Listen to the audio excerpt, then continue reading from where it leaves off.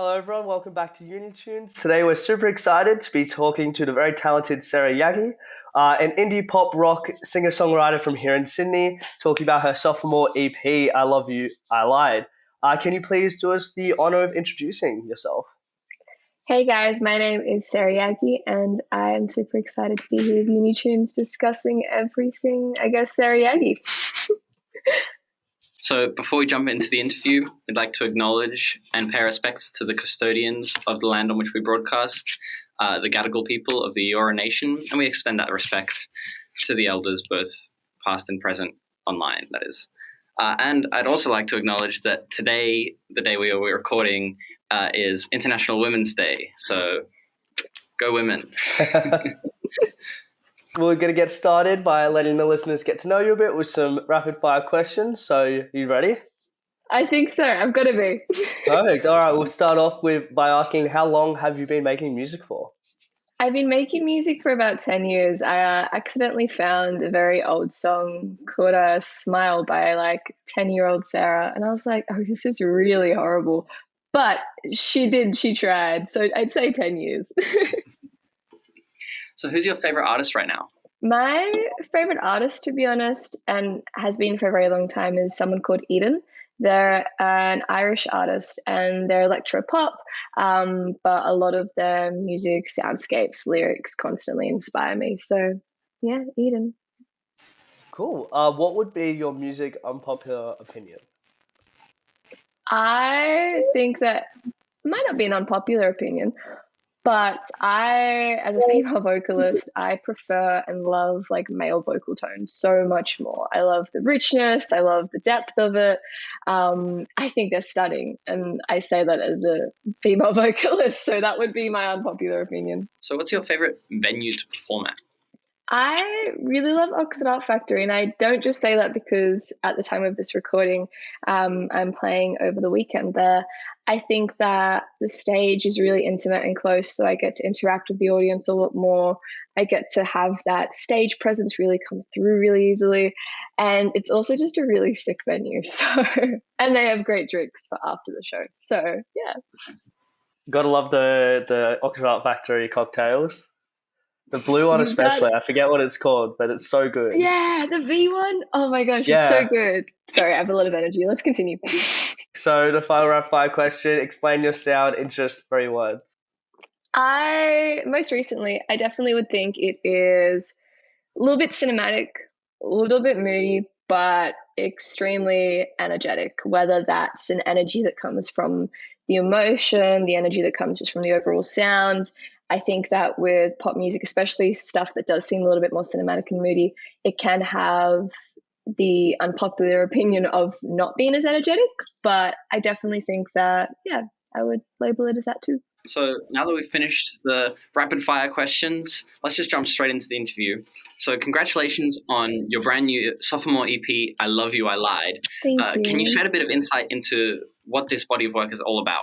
The body of work had really been written over a whole year, and it was a year of me really trying to discover what it was to not only lose and gain the people that were in my life, especially being in my early 20s, trying to navigate how that felt, but also the process of losing bits of myself in between that all. And I think that, especially for me, I definitely am a type of person that holds on to people. I try and see the best and try and keep going with that. And this sophomore EP is all about me, figuring out those stages of loss, whether it's with someone else or with myself. So your EP, it's about loss, but have you gained anything in the process of writing it and bringing it to life? Yeah. I think that what I've gained in it is being able to showcase my sound on not just more of a closer soundscape to what I want to be putting out there, but also a closer insight to myself and the way that I write and the way that I want to express my own experiences. And I think that with pop music, it does have a tendency just to be like, oh, this is there because it sounds sick, which there's nothing wrong with that too. But personally, as an artist in pop, I want to make sure that every lyric, every sound, everything I'm saying really gravitates to the story, and to make that as authentic and as vulnerable as I can by ripping out those pieces of myself to that I think that's what I've gained as well, to be able to share a closer insight on not just me as an artist, but me as a person and how those two relate to each other. So you've shared that songwriting serves you as a coping mechanism for PTSD. Do you find that it's a fine line between relief and pain when revisiting trauma through music? I think that it's a fine line, but it's definitely been something for me that I didn't start off writing with the intention of doing that. But as I got older, there'd be certain memories and certain situations that if I was chatting to someone, I couldn't really recall as much until I was really singing it and I was writing it down. And there is this sense of catharsis when I'm doing it, but there's also a visualization that I don't get any other way besides doing that with writing.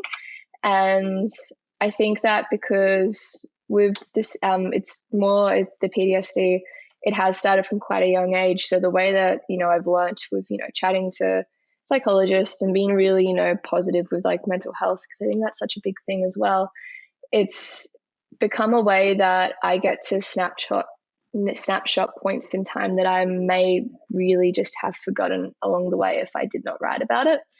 And as an artist, it has taken me a while to really speak about that. And I think it's because you see a lot of artists that speak about depression, anxiety, and different mental illnesses. But growing up, there wasn't really one for me that was speaking about trauma as much, especially in the pop field, and how that relates to the way that we see things, the way that we interact, the way that we write, the way that we process things ourselves. And I guess that me being able to do this, I hope, can also be a platform for someone else going through a similar thing on how to really express it, those different stages. And that's incredibly inspiring. So it's great to see you being open and hoping to, I guess, make music, like you said, that doesn't just sound sick. It does, but also can take someone and help them through their own experience. And when we're doing that, and whether it's making music or trying to navigate our own feelings, we never do it alone. So how has collaboration helped you bring these very personal songs to life in the EP?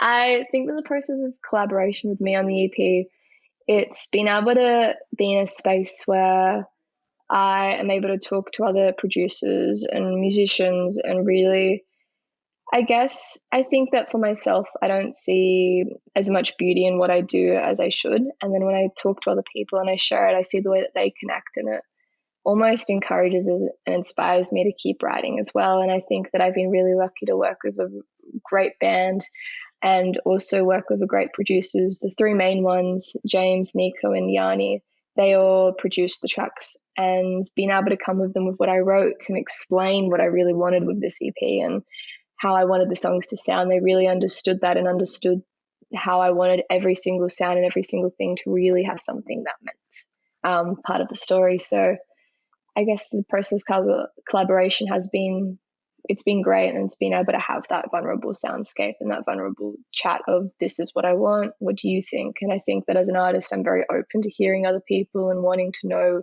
what they think too, because writing it, you can get very single-minded and very tunnel visioned in that. So yeah. So a lot of your tracks have a really captivating diversity of sounds, such as the ticking sound in Truly, or of course the static speech at the end of the EP. Why do you choose to include these more musically unconventional layers into your music? I think the process of incorporating more musically unconventional layers in my songs comes from the way that I want the stories to feel like they are being lived as you listen to it. Specifically with I Love You, I Lied, when I wrote that song, there's a really strong visualization for me in that. And I Love You, I Lied, when I write it and when I see it, is almost like when you see a relationship and it's on like a movie reel. Like you see all these flashes of scenes and bits and pieces, and they're all kind of scattered, and then you don't really know how long you've been in that space for until, do you know when you stay up till 4 a.m. and there's TV on and you kind of hear that cable TV where they're like, buy 3 pots and get the 4th one for free, sort of like the American sort of TV shows? That's exactly why I put that in there. And the sound is actually a Dr. Phil grab because of that. And I'm not even joking.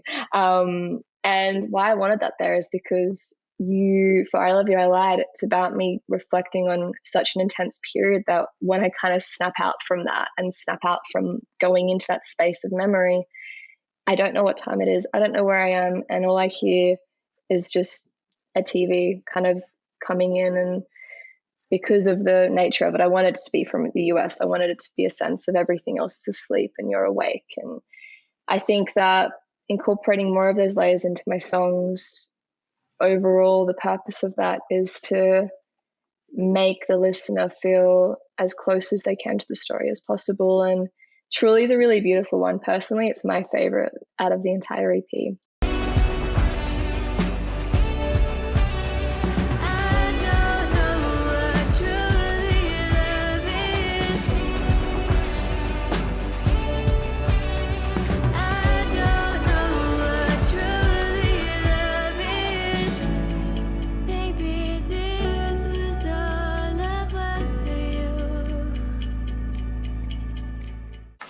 It's because that ticking sound really comes from the feeling of you don't know when everything's just going to blow up. It's just kind of waiting and you're waiting, and Truly has a really beautiful space where it's this pull and this push and this pull and this push, and you don't really know where the release is there until that little moment in the bridge where everything kind of opens up, and that ticking really is the core of when will everything kind of come crashing down. Yeah, wow. So it sounds like there's a lot of thoughtful, I suppose, consideration that goes into these stylistic choices. So are these often things that you think of afterwards, or is it often one of the first parts of the conceptualization where you know that these are elements that you want to have in a song, even though you haven't fully shaped it out yet? I think that it really comes from going back to that previous question, the collaboration. When I talk, as we can probably tell, I can kind of rattle off a little bit, but when I talk about my songs and what's inspired them, I have the producers, when I say something, be like, oh, that's a really cool way that you've put that. So talking about Truly, I did describe it as something that felt like it was going to explode, and then the producer going like, that's a cool idea, how that, something explodes, and then you just rattle off from there and be like, well, how do we represent that? And I think that it's not something that I necessarily go, I definitely want a ticking sound in there, unless there's been a reference track that's inspired me. So at the moment, a lot of Joji is inspiring me, and that artist tends to use a lot of those little sound grabs in there. So I think, yeah, it's a bit of both, but mainly comes from that collaboration of being able to talk about my stories, and when I articulate it, finding out those really cool pieces of phrasing that goes, so how do we show that? How do we hear that rather than just straight out say that? Wonderful. And on that note of collaboration, not only do you have to collaborate in the studio, but also on stage with your live band. So tell us about how that experience is different. I love performing, and I think that there is definitely a very extended Yagki experience of performing. I have tried really hard to get the songs on Spotify to reflect them as best I can, but I think that there is still a process as an artist of me doing that. But with the live shows, it's full of energy, it's full of emotion, and I have been really lucky to have a bunch of people who have followed me along the journey of that. And I was watching a couple of videos from years ago, and I can see how much that I've grown, and that's such a big thing, and I'm very grateful for that. And it wouldn't be without my band. My drummer, Anthony, he spends hours together, like putting together tracks, making it sound great.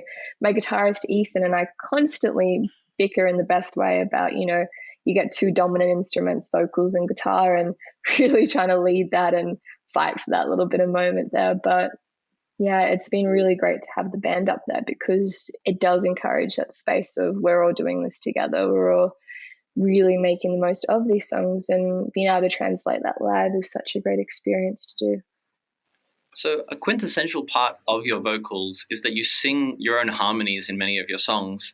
How do you overcome that hurdle in your live performances? I'm very lucky because it's a blend of both, using tracks and also my bass player, Evie.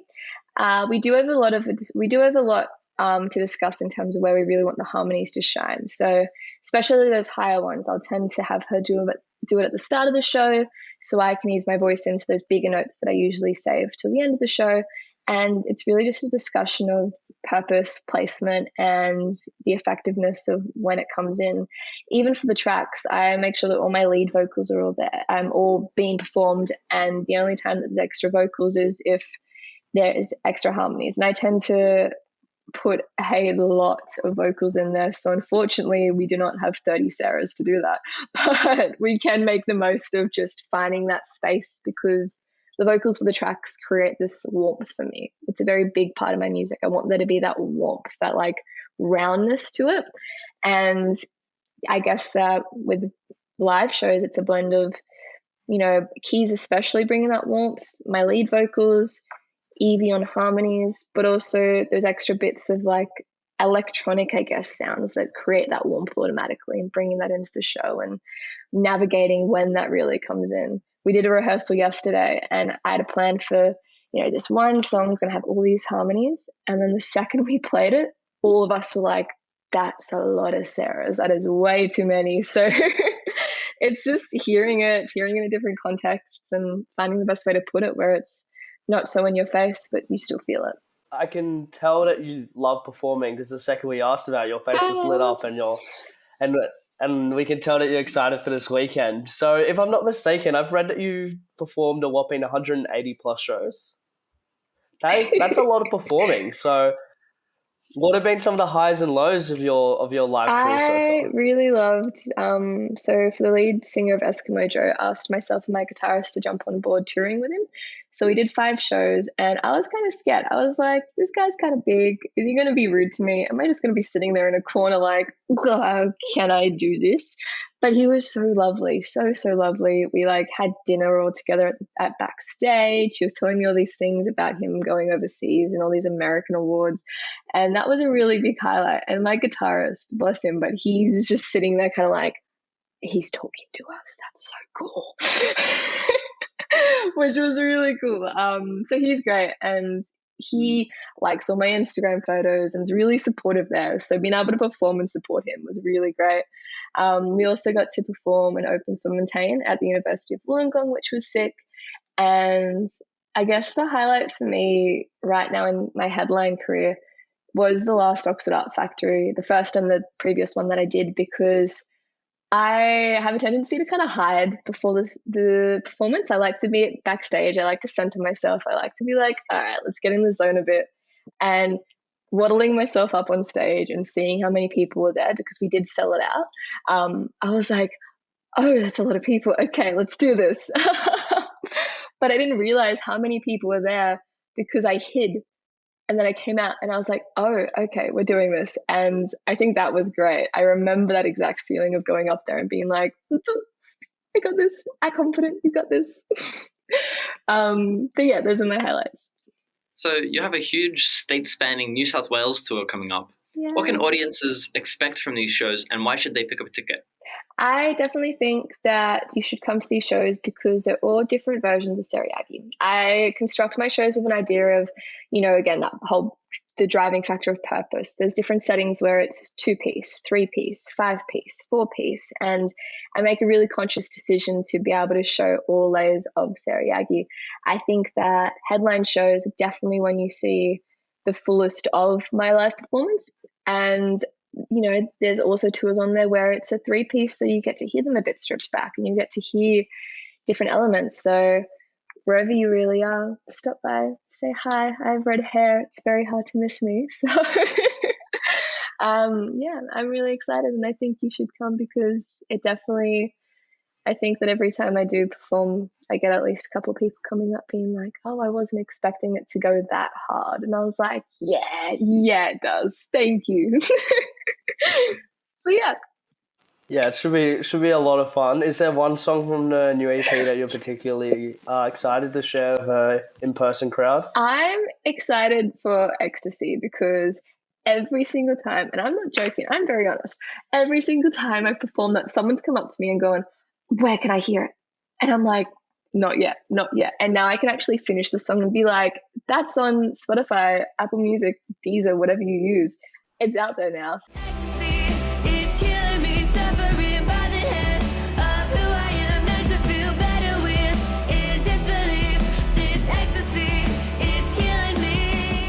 I have this one really strong fan named Chelsea, and she has been asking for that song for ages, and she has not stopped listening to it since it's come out. Shout out to Chelsea. So that's been amazing, and I'm really excited for that because people can now hear it, they'll know the lyrics, they'll know the vibe, and it's going to be pretty sick to hear everyone go hard on that. I think that sounds cool when I say that. I feel very lame when I say that. Well, we all know that Chelsea is going to be super excited. Exactly. So what is in the future for you? I am really excited because all the songs after the EP that I want to release this year are pretty much done. So I've got a really strong idea of what's the song after this, what's the song after that. And I am really focusing on my releases and making sure that you guys can all hear really close to sound of what it is to have Sarah Yagki music out there. And I'm really excited this year because there is going to be a lot of a stronger impact and representation of my music visually. So as an independent artist, music videos take a while because they're expensive. There's so much else that has to come first. But I'm actually recording the next video at the time of this recording on Monday. So straight after the show, 2 days later, I go into some music video recordings, which I'm really excited for. So more music videos, and as always, more live performances. Super exciting to hear that there is so much more in the works and that you're really working hard to get it all out there. I just want to ask, what's one thing that you've learned since the last time you performed that you're going to be taking with you on this upcoming tour? I think the main thing that I have taken, which I was actually thinking about last night in the rehearsal, was that the way that I perform and the way that I express myself, and not just in an emotional space, but physicality, will come as long as I let everything go. And I think that it's, as a pop artist, you're like, I've got to move like this. I've been able to feel so much more freedom in the way that I perform and the way that I let myself move on stage. And I think that that's been the biggest thing for me. It's seeing like you're right in that situation again, and the way that your body and your facial expressions come will be the most authentic to that story the more you let that go. Yeah. So before we let you go and release more fantastic music for us, we have one more question for you. We like to ask our guests that come on the show to choose 2 songs to put into our fantastic Uni Tunes playlist. One song from your own repertoire and another song from another artist. Go. Ooh. I'm going to have to say I Love You, I Lied by Sarah Yagki for me. And I am also going to say Family Traditions by Grace, Grxe. I'm really good friends with them. They're an Australian band. I just finished off some writing with the drummer, and I want to be able to support, independent Australian musicians. So check out Grace. Wonderful. Well, thank you so much. It's been an absolute pleasure talking to you. We cannot wait for everything that is coming in the future. So make sure everyone listening, you check out one of her shows, check out Sarah's new music, because it's all brilliant and you don't want to miss out. Thank you guys for the chat. Thank you so much. We'll hopefully see you soon. That's all, folks. See you soon.